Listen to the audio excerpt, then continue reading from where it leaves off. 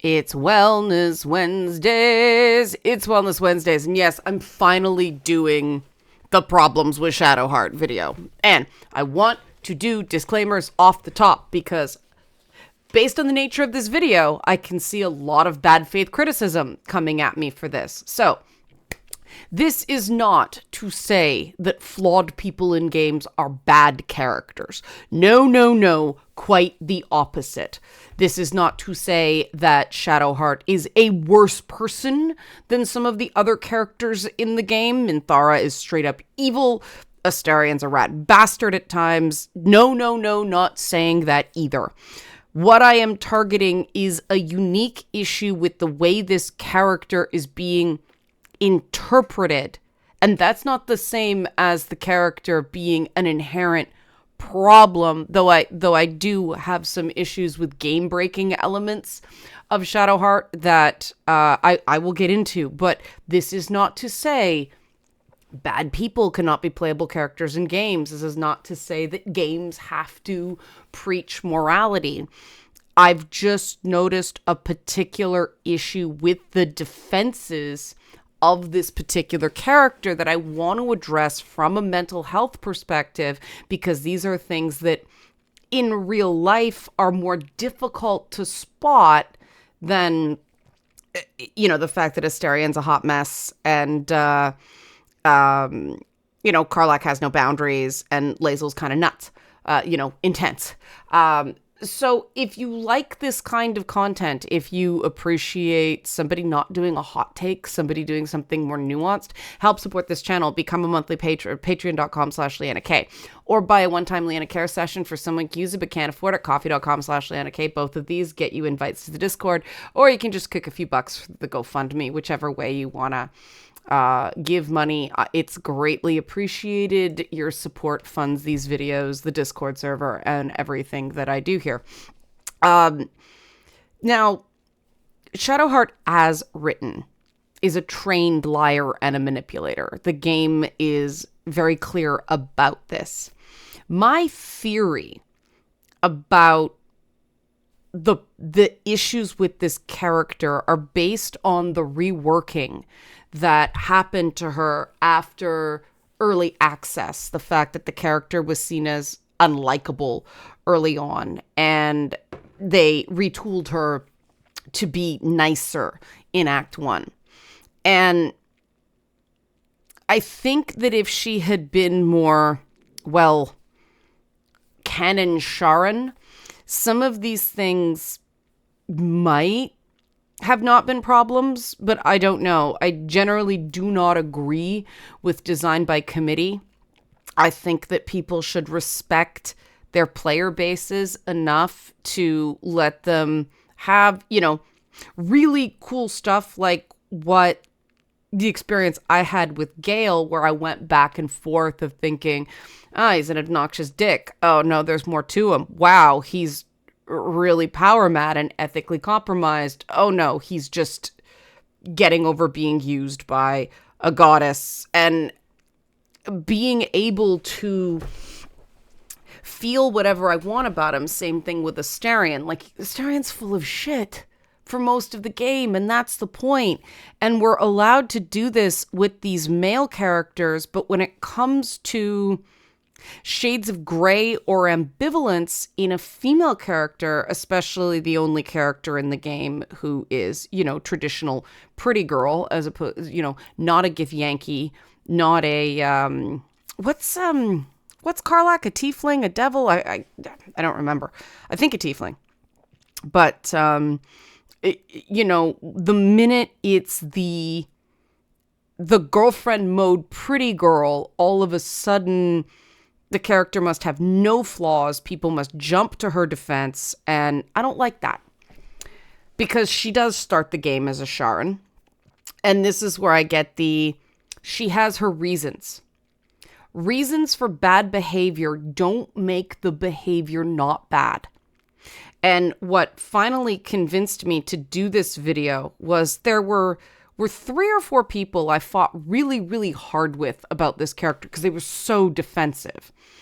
And every single one of them, since the game has come out, has been caught in some pretty deceptive behavior.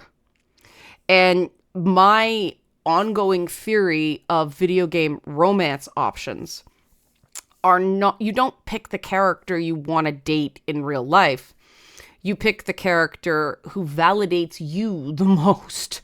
And I mean, I know definitely with, you know, I include myself in that. I picked Asterion the first time around, not because I think he's great dating material. It was just, I connected to the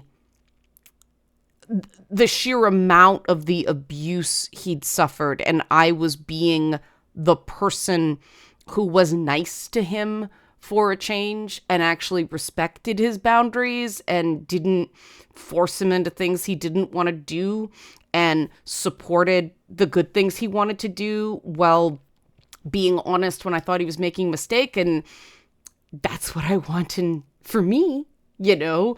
And I do think that when someone is doing that with a trained liar and manipulator who engages in love bombing and narcissistic triangulation of other party members, who suffers no real consequences and gets what they want while other people do all the work, we got to talk about that. And I mean, that is, I'm going to go through the list with Shadowheart because everything I just said there is in the character. Now, before I go into character, I actually want to talk about the actual gameplay problem that happens with Shadowheart in Act 2. If you, spoiler, if you decide, or she decides to save the Night Song. Shadowheart switches deities from Shar to Selûne. Selûne. I always say Selûne, but some people say Selûne. I don't know. But Shadowheart's a cleric. Clerics do not get their magic from direct weave manipulation. They get their magic from favor of their goddess or god. Shadowheart falls out of favor with Shar, which means she should have gotten a stats knock as she shifts from a devotee of Shar to a devotee of Selûne. But she doesn't. There's a bit of a narrative. I was in so much pain. I thought it would never end. I was there and it felt like it went on forever. My whole soul burnt, but I'm back now and everything's fine. That is actually the moment where Shadowheart's sort of girlfriend character quality was the absolute worst for me, because you just felt the GM not wanting to play by the rules with his girlfriend's character because she was going to pout and cry. And so he bent the rules of the game system, or she bent, make the fictional GM hear anything you want, bent the rules for their girlfriend so they didn't have to have in-game consequences for completely shifting deities while playing as a cleric. If you want to jump deities without a skills knock, don't play as a cleric. This happens in video games sometimes with story, and that's the one thing I will actually say is a mistake in terms of lore and gameplay. The other things are all character stuff. And I do think, again, there's other absolutely brilliantly written things in Baldur's Gate 3. I am not saying Baldur's Gate 3 is a bad game. I've played a lot of it. The dialogue about this game is amazing. Really great conversations. So I do think that this was just a lack of commitment to this character on the behalf of the team. Again, rewrite of Act 1. So I've gotten to the fact that she's a trained liar and manipulator. In Act 3, you actually can take a tour of the place where Shadowheart learned to become different people, to manipulate people. You find the torture room where it turns out she tortured her own mother to the point of insanity. And this is when people go, but she had her reasons. people having reasons for doing things that are objectively wrong, that helps them learn to change and grow. That does not absolve them of consequences for doing an objectively wrong thing. Consequences are not just for society. Consequences are for the person who made the mistake. Trust me about this. If you get too much help, if you are pushed along, the imposter syndrome, the sense of guilt becomes overwhelming. You are constantly waiting to be found out. When you come clean and you take your lumps, everybody involved can regain their dignity. Everybody feels like fairness has been restored. And that doesn't mean the consequences have to be super severe. And it doesn't mean they're permanent. But there does have to be some ritual to overcome the wrongdoing and make it right. And this is something that I find more and more with cancel culture and these ideologically driven groups where optics are more significant than actually doing and supporting the right thing. This appropriate consequences element is essential. And we see consequences in every other character in Baldur's Gate 3. Astarion has to make some tough calls. You know, there's an option where Gale literally blows himself up to save the world. You know, the whole deal with the devil thing I found really mangled. A deal with a demon is never the right thing to do. And the fact that it's the right thing. I completely disagree, but that's a philosophical issue, not a mental health one. But, I mean, Will has to make a tough choice with meaningful consequences. That holds. You know, every single other character has to make choices and live with some profoundly negative consequences. And from a gameplay perspective, those consequences make the choices more satisfying because sometimes doing the right thing bites freaking hard. And because Shadowheart was redesigned after early access with this design directive of bland likability, that's basically an ego stroke for female attracted players, we lose that with her. And this becomes a real issue when you get into some of the dark triad character traits she performs, so to speak, during the game. She love bombs what do they call it? The avatar, the playable character. She love bombs the avatar really, really, really hard. You just save her from the nautiloid and she's instantly, I've never had a friend like you before. That's love bombing. That's not real. That's not a genuine, I like you, I think you're a good person.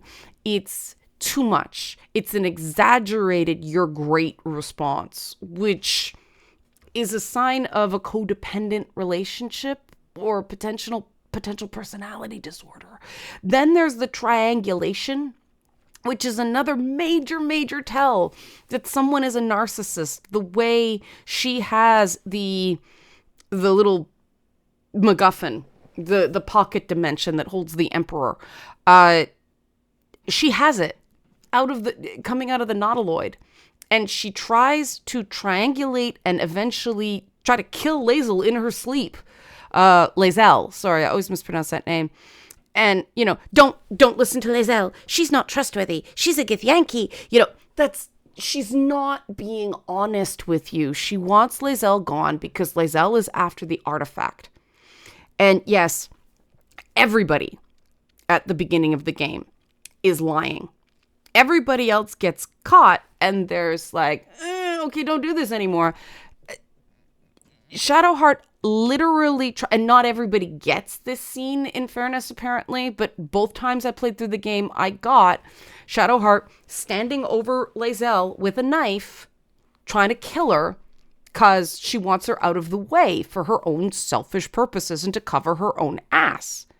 It doesn't matter what her reasons are for love bombing and narcissistic triangulation. She's doing it. These are inherently damaging behaviors, which Astarion has some real narcissistic streaks too. You know, Gale is, literally Karsus's Folly fan fiction, but the game seems much more aware of how bad Astarion's, especially, thirst for power is. We totally understand why he wants power, so Cazador can never hurt him again. But there's definitely a consequence for seeing that through that doesn't exist with Shadowheart, which makes it seem like the game is kind of tacitly approving of her behavior. Again, not as intensely as the game railroading the player to say, do the right thing, Will, make another deal with the demon. There's no dialogue option to say, do the right thing and break the pact, because a deal with the devil is always a deal with the devil. This never ends well. It denies the player in that moment a certain amount of moral agency through dialogue. It's not what you can do. It's not the choice you make. It's the ability to feel whatever you want to feel about that choice. Emotional railroading in video games is something that doesn't get talked about enough. That framing can actually create dissonance if the player doesn't agree with the morality the game is trying to force down your throat. And the other issue that is very dark triad-y with Shadowheart comes from the Trials of Shar, where you're descending down into the Sharan temple after the Night Song, where she gets other people to do her Dark Justiciar trials for her. Shadowheart's whole dream is to become a Dark Justiciar, which means one of Shar's favorites. She wants to be good at her religion. She wants the status of being a Dark Justiciar so everybody can know that Shar favors her. She has passed these tests. Well, again, Shadowheart's a cleric, and one of the tests that must be completed to do the Dark Justiciar trials is a stealth test. I don't know of anybody who had Shadowheart do the stealth test.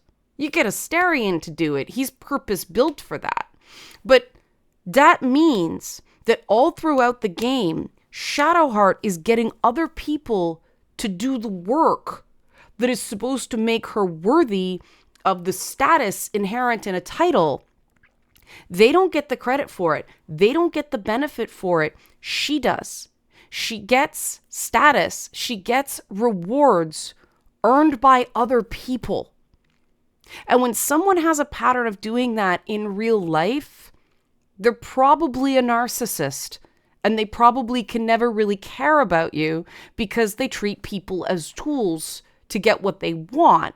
Narcissists are more interested in the status of being a Dark Justiciar, or a feminist advocate, or an LGBTQ plus advocate, but they don't actually want to do the work. They don't want to walk the walk.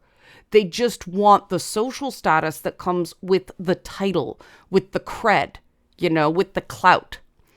And again, I think that might just be a bit of gamification, iffy design, but I really felt that. The fact that all that way, it's like everybody else did these damn trials for her, and she gets the title of either Dark Justiciar or Hope for the Future of the Selûnites. I mean, what did she actually do to earn that? We don't see anything. Isabel's there. Isabel put it on the line. Why isn't Isabel the hope for the Selûnites going forward? Why is it frickin' Shadowheart? Her name's Shadowheart. She doesn't change her name from Shadowheart. Selûne is a goddess associated with light. Why is one of her favorite chosen special people named Shadowheart. And they explain that with, well, Shadowheart is as much a part of me as anything else is. I think her name was like Jennifer or something basic like that. But I am as much Shadowheart as anyone else. Okay, that means all the shitty things she did as Shadowheart, she is owning, which means she is a liar, and she is a manipulator, and she is a torturer, and she is maybe an attempted murderer. And that's a part of her? Red flag. So, the core of this all, and this is really the part where I went, check please, I'm out. There's something different about this character. No matter what choice Shadowheart makes, every other character has sort of a right choice or a wrong choice. In Karlach's case, it's living or dying. You know, with Lae'zel, Vlaakith is very obviously corrupt. And so there definitely feels, there's a bit more gray area in that, because you can go with like tradition versus, you know, the truth.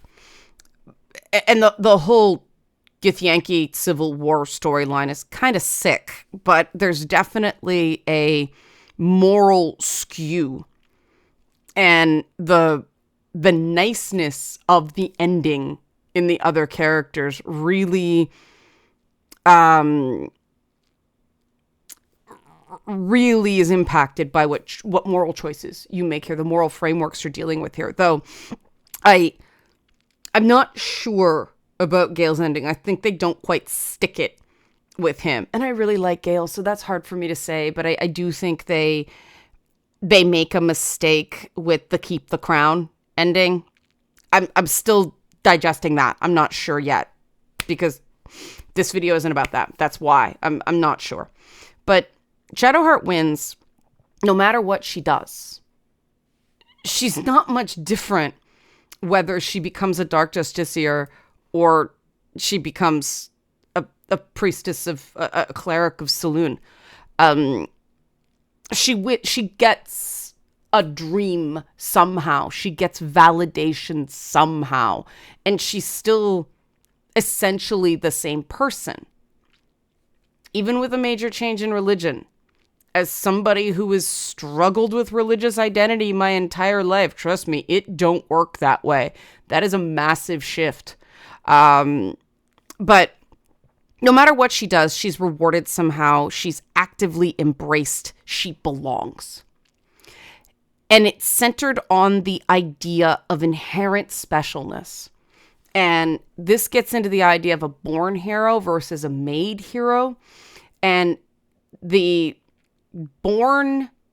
inherent value element is much more common in female characters, inherent virtue, inherent purity, than male characters whose stories tend to be much more, you know, you became a hero by accident, Frodo Baggins, Bilbo gives them the ring, you know, or you earn it, you go through trials, the whole training thing in Star Wars that everybody flipped out about Rey. This speaks to that, and they were onto something, but they argued it badly. Because what happens at the end with Rey? Rey is inherently special because she's a Palpatine. And they do the same unsatisfying, shitty thing with Shadowheart. She's the hope for the future of the Saloonite religion because, well, they never quite say, something innate. Even though she's worshipped the enemy goddess since she was a child. Oh, but she was tricked into that. It doesn't matter. If you're raised Catholic, you're Catholic. It doesn't matter that your grandmother was Protestant. You were raised in the Catholic faith. You know? If you're, you know, there are certain things, and I know this from my own background of families hiding major identity pieces that way. But the thing I saw was, even though, oh yeah, we're Christian, right? all the cultural traditions associated with sort of food separation and handling the booby stuff in the Jewish faith, those were always there. And it wasn't talked about why, but those traditions kept seeping through. And they never show that Shadowheart has this secret affinity that she's trying to hide for Selûne. She's all in with Shar. The only religious underpinning she's ever known is the Sharan faith. So this idea that she just gets to be special McSpecial Pants in the competing religion because of something inherent, something she did not earn, again, something she's never going to fuck up. She is innately good. And this is a real problem in terms of both individual and societal treatment of women. You know, the whole Drake thing of, I'm settling for these basic hoes, but I'm really waiting for a wifey kind of thing. We talk about this in an upcoming Two Women Talking. But no, men are not categorized into, there's this type of man and there's this type of man. And the minute you're seen as this type of man, you can never be the other. Same with women. No slut shaming is there for a reason. People are not defined by a single thing, but we do treat women as inherently beautiful and worthy of good treatment, or ugly plain bitches where, expect to be treated poorly. And people don't believe me with this, but the whole fact that Shadowheart is the most popular romance character in the whole game, even though she is arguably the least interesting character.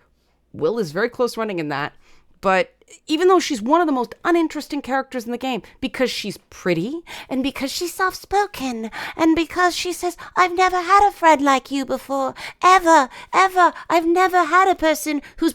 Why? Because you did one nice thing for her? It is not bad to want somebody to think you're great. It is a problem when you are vulnerable to flattery that way. Because narcissists use love bombing because it works. And narcissists use triangulation because it works. And narcissists get other people to do their work while they take all the credit because it works. And it's the because it works part. Cat sighting. Hi, Zelda. It's the because it works part that I find I play games to get away from. And that's why I want to talk about this, because the only way we reduce the benefits of narcissism is if we spot these things for what they are and we don't reward it. And right now society does reward it. So interesting in your comments. Please just don't tell me I don't know what I'm talking about. Please don't send me a bunch of vitriol. I am going to ignore those comments because they're a waste of my time. Help support this channel. Become a monthly patron. Patreon.com/LeannaK. Or buy a one-time Leanna Care session for someone who uses but can't afford it. Coffee.com/LeannaK. Or if you want to kick me a few bucks because, I'm going to have to deal with waves of defensiveness from people who completely miss the point, go fund me there. Thanks for watching and be well.